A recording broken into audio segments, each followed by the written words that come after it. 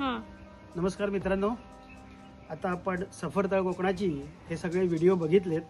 मी नुकताच कर्नाटकमधले काही किल्ले, मंदिरे आणि स्टेपवेल्स केलेत। त्याकरता तुम्ही मला निश्चितच माझा जो कर्नाटक मोहिमेचा जो व्हिडिओज येणार आहे ते तुम्ही बघा असं मला वाटतं। धन्यवाद। या कर्नाटक मोहिमेमधील सर्व जे काम आहे ते सगळं विजय मेनन यांनी केले। आम्ही अशा प्रकारची एक पुस्तिकासुद्धा तयार केलेली होती की जेणेकरून आम्हाला आराखड्यानुसार सगळे गड करता येतील आणि त्यानुसार आम्ही सगळे गड किल्ले त्यातीलच एक एक करून मी सगळे भाग तुम्हाला दाखवतोय। मित्रांनो, छावणीत परत एकदा आपलं स्वागत। आपण करतोय कर्नाटकला चाललोय आता आपण, आणि आपण या आर्टिगाने जाणार आहोत। हा आमच्या गाडीचा नंबर, सगळी जी कल्पना आहे जे आहे ते विजय मेनन यांनी केलेलं आहे। स्वतः त्याने आराखडा तयार केलेला आहे आणि आता तो त्याच्या हस्ते नारळ फोडतोय। गणपती बाप्पा मोरया। किती प्रयत्न केले विजय, कितना तूने मेहनत की है इसके ऊपर, उधर हम जा रहे हैं। पिछली बार भी तूने मेहनत की थी। 2-3 महिन्याचा प्लॅनिंग होता आणि कमीत कमी आपण 40-45 किल्ले, 80 मंदिर आणि जे काय याचा मार्ग वगैरे 10 दिवसांनी बघणार। येस, धन्यवाद। आमचा हा प्रवास जवळजवळ 10 ते 12 दिवस होता। सांगण्याचा उद्देश एकच की जो आराखडा आम्ही केला आहे त्यानुसार तुम्ही केला तर तुमचे सुद्धा गड, देवळं, स्टेपवेल्स पूर्ण होतील।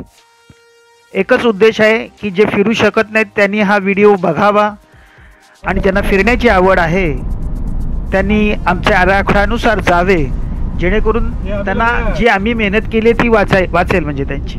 हाच एक उद्देश आहे। तर तुम्ही छावणीला कनेक्ट राहा। आता आपण सुरुवातीला जाणार आहोत नारगुंड ह्या गडावरती। आपला जो प्रवास असणार आहे हा ठाणे, सातारा, उंब्रज, कोल्हापूर असा असणार आहे। मित्रांनो, आता आपण कर्नाटक सफरला चाललेलो आहोत। आता आपण ठाण्यावरून पुण्यावरून सातारा, साताऱ्यावरून आता आपण कोल्हापूरच्या दिशेने चाललेलो आहोत। प्रथम आपण कर्नाटकमधील गदग या जिल्ह्यातील नारगुड हा किल्ला किल्लाणार आहोत। नारगुड किल्ला जो आहे हा शिवाजी महाराजांनी साधारण 1675 मध्ये बांधला होता। अजून जवळजवळ आम्हाला नाही म्हटलं तरी 400-500 किलोमीटर जायचं आहे अंतर। माझ्या पाठीमागे श्रीकांत आहे, बदे आहे आणि सर्वात महत्त्वाचा म्हणून माझा मित्र विजय यांनी सगळे हे तयार केलेलं आहे।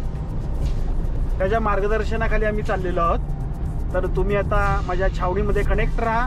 आणि प्रथम नाश्ता उरकून घेतला, कारण बराच लांबचा प्रवास होता, त्यामुळे नाश्ता करणं महत्त्वाचं होतंच।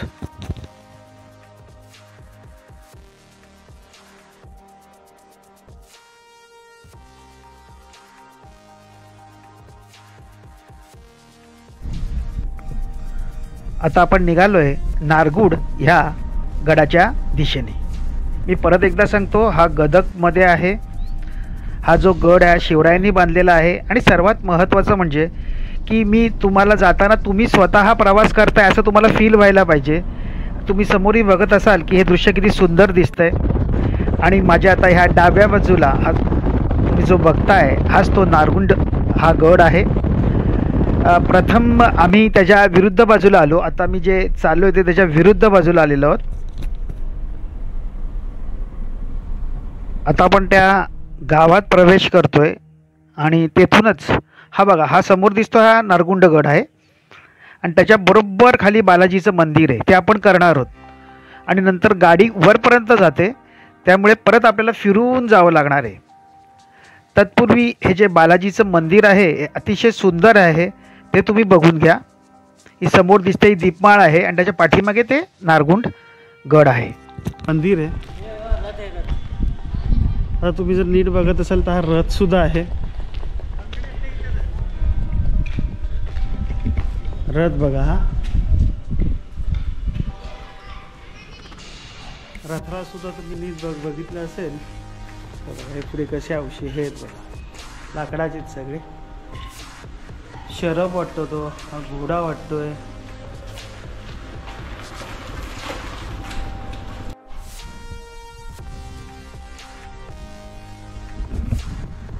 देवळाच्या खाली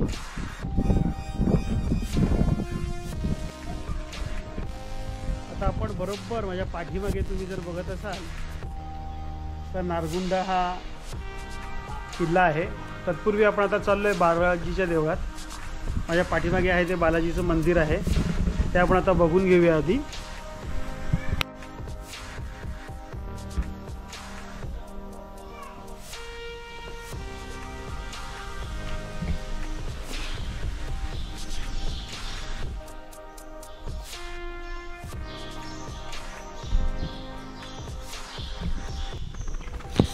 चिमण्यांचा चिवचिवाट चालू आहे आणि जर तुम्ही नीट बघत असाल भव्य आणि दिव्य असं हे देऊळ आहे. माझ्या डाव्या बाजूला जे आहे ते गरुडाचं चित्र आहे आणि उजव्या बाजूला आहे ते हनुमानाचं आहे आणि मधली जी प्रतिमा आहे ती स्वतः बालाजींची आहे.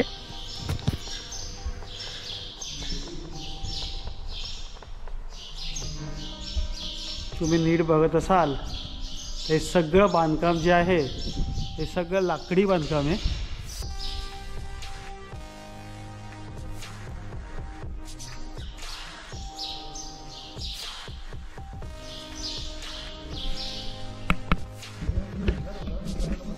अतिशय सुंदर असं हे मंदिर आहे. तुम्ही बघा किती मोठं आहे. संपूर्ण बांधकाम हे लाकडाचं आहे.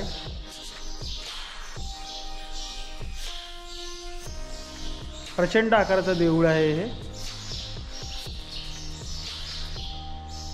देवासाठी विविध सोयी सुद्धा केलेल्या आहेत. इथे माझ्या पाठीमागे तुम्ही बघत असाल.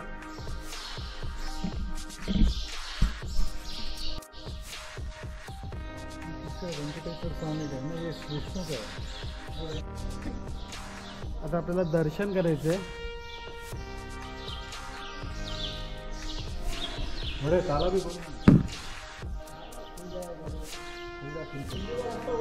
हे दर्शन आहे.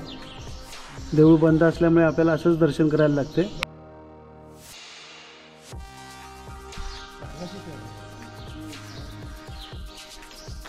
थोडं मोठं प्रचंड आकाराचं देऊळ आहे बघा.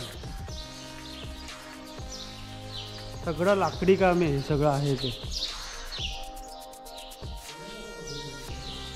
दर्शन तर मगाशी आपण केलंच, दाखवलं तुम्हाला.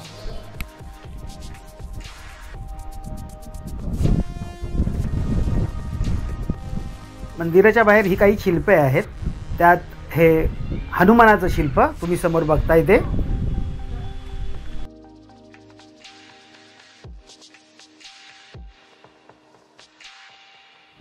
गडाच्या खाली अजूनही सुंदर मंदिरं आहेत.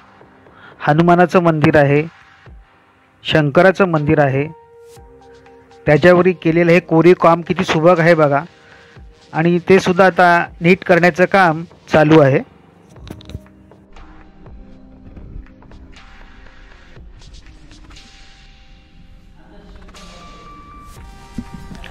आता आपण दरवाजातून प्रवेश करणार आहोत आणि समोर दिसतंय हे जे शिल्प आहे हे गजलक्ष्मीचं आहे.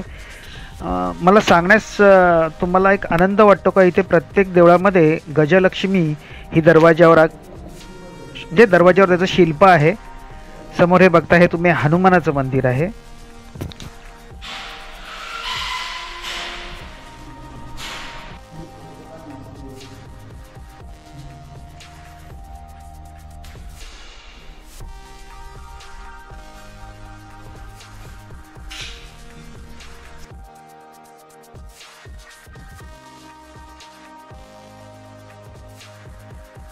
नक्षीकाम, कलाकृती या बाबतीत कर्नाटकमधील मंदिरे खूप पुढे आहेत असं माझं वैयक्तिक मत आहे.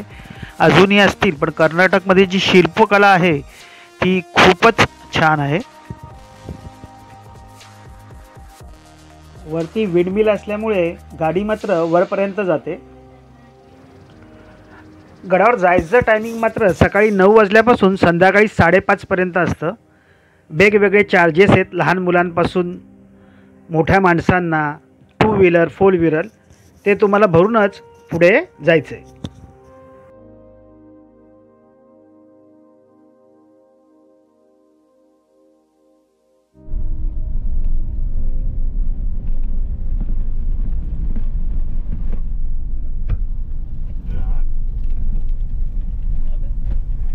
आता आपला प्रवास झाला गडाच्या दिशेने. उसको ऐसा ही आपका कैसा लेके गए रे घरे वो गाड़ी इधर से?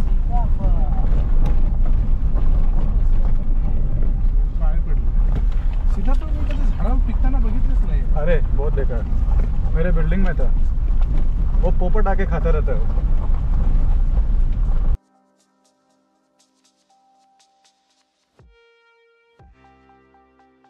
अतिशय चिंचोळ हा रस्ता होता, त्यामुळे विजेला सुद्धा प्रश्न पडला का एवढ्या मोठ्या पवनचक्क्या इथे नेल्या कशा असतील.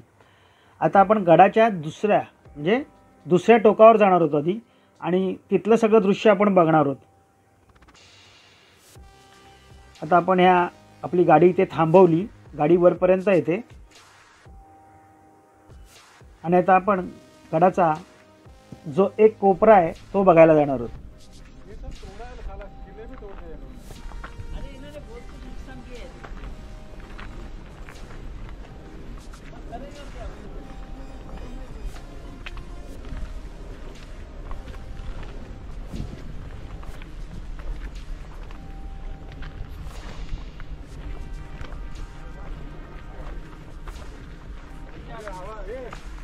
आवाज करने का नहीं, साउथ में है मेरा एरिया में. Down south. नहीं मैं भी साउथ से ही है. हाँ तो आधा है, मैं पूरा है. चलो,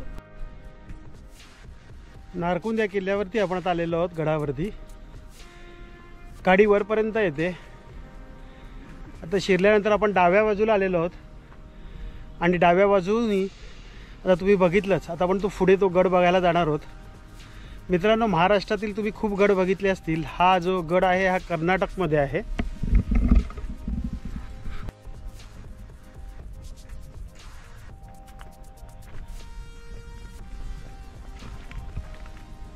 पाण्याचा टाका आहे.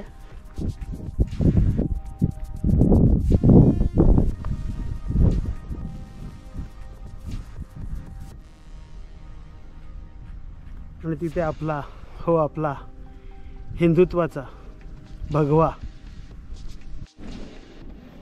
छत्रपती शिवाजी महाराज की जय. हर हर महादेव. हर. महादेव.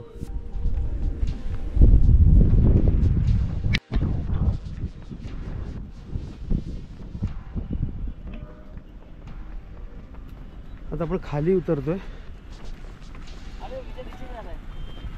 हा सगळा भाग आहे,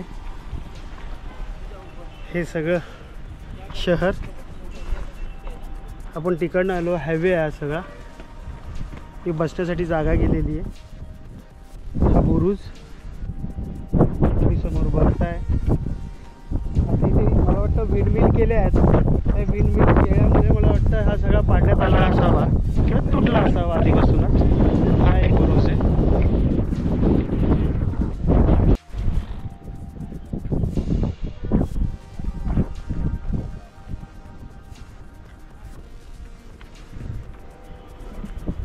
इकडे तटबंदी आहे सगळी, खाली ते शहर.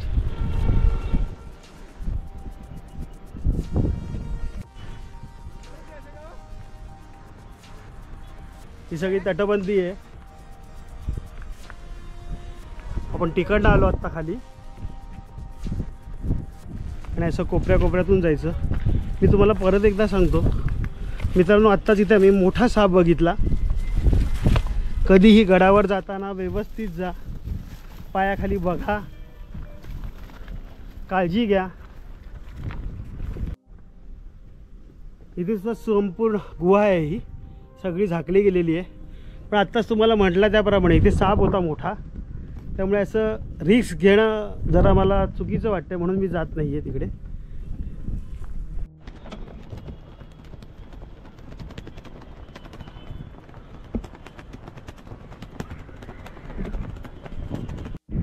परत आपण वरच्या दिशेने निघालो आहे. आता हा तो बुरुज. गडावरती वारा पुष्कळ होता, आणि मगाशी तुम्हाला बघितलं त्याप्रमाणे बघा, हा इथे एक ध्वज आहे, हा भगवा ध्वज आपला. त्याला प्रथम आपण नमन करूया.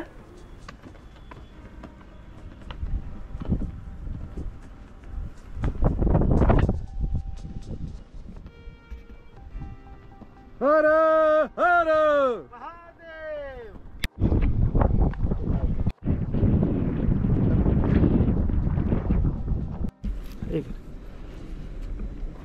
जसं आसावा गडावरती तटबंदीमध्ये पाण्याचं टाकं होतं त्याच प्रकारचं हे आहे, संपूर्ण फुटलेलं आहे.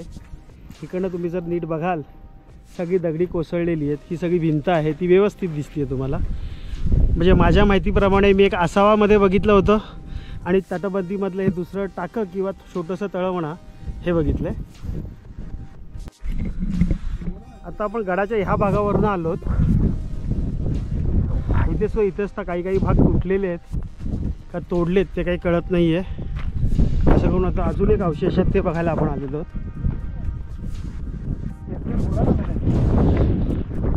इथून तुम्ही नीट बघा, बापरे केवढं मोठं आहे हा तलाव आहे बघा तुम्हीच. याला सगळे कोण आहेत आणि पायऱ्या सुद्धा आहेत उतरायला अशा. आणि इथून सुद्धा एक बंदिस्त असा मार्ग आहे पण काय ते कळत नाही आहे. बघूया आपण तो.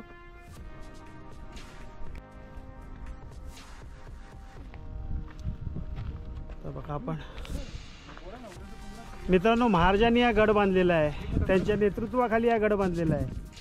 म्हणून तो कसा असेल काय असेल एक होतच.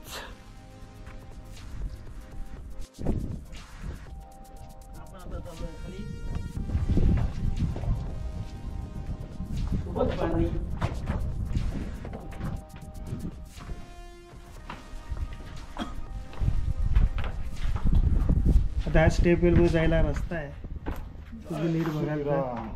दुसरी गोष्ट, इकडनं जे पाणी येणार आहे हे सुद्धा या स्टेपच्या आतमध्ये जाणार आहे. इथून ही तशीच व्यवस्था केलेली आहे आणि ही आता आपण उतरतोय.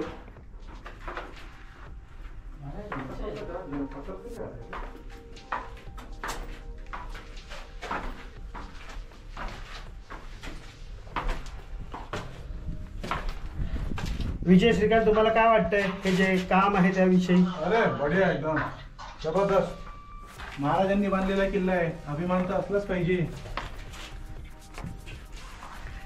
अतिशय सुंदर असेल. म्हणजे पाण्याची व्यवस्था जी महत्त्वाची असते ती. हे सगळं पाणी आहे इकडे. इकडनं सुद्धा तुम्ही नीट बघाल तर हे बघा, हा एक भाग आहे, ह्याच्यावरती एक भाग आहे, ह्याच्यावरती एक भाग आहे, असे सगळे भाग आहे.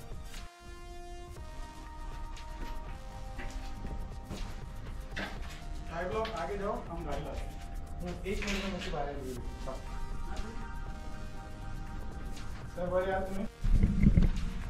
आता आपण इथं बघितलीच स्टेपवेल म्हणा किंवा पायऱ्यांची विहीर मोठी. आणि आता हा अजून एक बुरुज, तो पण पडक्या अवस्थेत आहे. वरती त्याच्या विंडमिल आहे.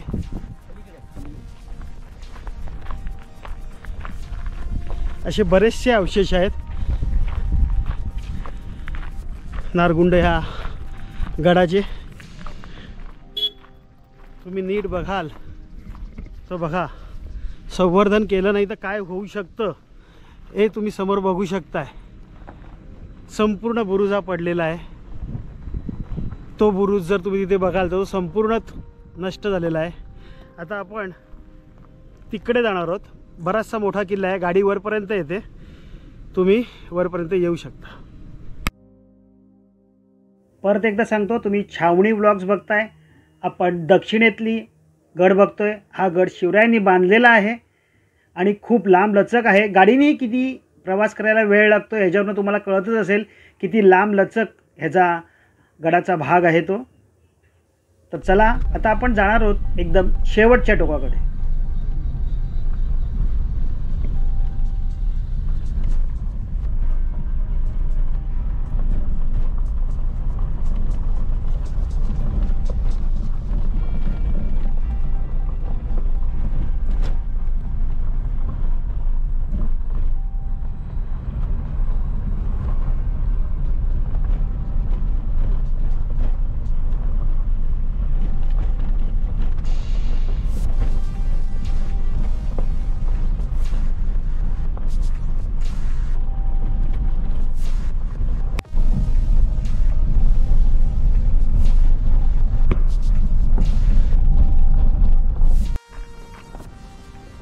आता आपण त्या भागातून आलेलो आहोत. गाडी जाते ह्या भागावरती. आता ह्या सगळ्या विंडमिल्स आहेत आणि हे एक देऊळ आहे. आपण त्या देवळात जाणार आहोत दर्शन घ्यायला. तर चला माझ्याबरोबर.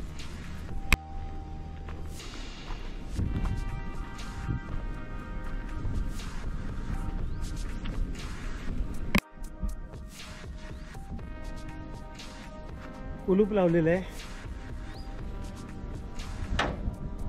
आतमध्ये सुंदर काम आहे एकदम. दरवाजावरती ना सुंदर काम आहे तिथे सुद्धा. तर आतमध्ये जायला रस्ता नाही आहे.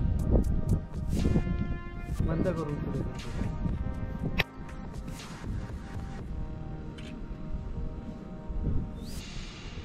नमस्कार मित्रांनो, आज आपण आलो आहे नारगुंड ह्या किल्ल्यावरती.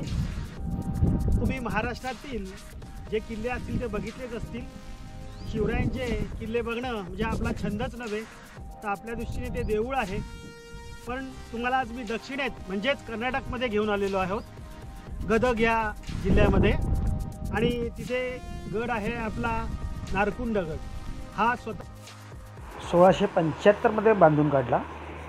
नंतर मला वाटतं जवळजवळ 1691 पर्यंत तो स्वराज्यात होता. त्याच्यानंतर तो औरंगजेबाने जिंकून घेतला आणि नंतर परत काही कालानंतर तो औरंगजेबाकडून जो किल्ला होता तो मराठ्यांनी जिंकून घेतला. मला सांगायचं एकच आहे, अतिशय सुंदर किल्ले आहे.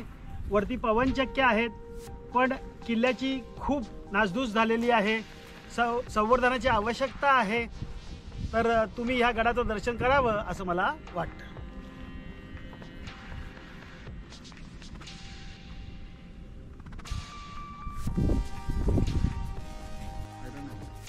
आपण ज्या नारगुंड ह्या किल्ल्यावरती आलेलो आहोत किंवा गडावरती, सॉरी मी किल्ला म्हणणं चुकीचं आहे, तर त्याचा इंग्रजीमध्ये अर्थ असा आहे की हिल ऑफ जॅकल्स असं म्हटलं जातं. म्हणजे जिथे कोल्ह्यांचा वावर जास्त होता असा. तर अशा गडावरती आम्ही आता सगळे आलेलो आहोत. हा श्रीकांत आहे, मी स्वतः, माझ्या पाठीमागे विजय, ज्यांनी सगळे हा आराखडा तयार केलेला आहे, आणि आमचे बदे. तर तुम्ही पण स्वराज्यातील कर्नाटकामधील दक्षिणेतील हा गड बघावा अशी माझी खूप इच्छा आहे. धन्यवाद मित्रांनो. माझा व्हिडिओ आवडला असेल तर लाईक करावे. माझे इतर व्हिडिओ बघण्यासाठी सबस्क्राईब करावे. निसर्गाची आवड आहे, गडांची आवड आहे अशा मित्रांना शेअर करावे. आणि आता आपण निघतोय अमृतेश्वर मंदिर. धन्यवाद.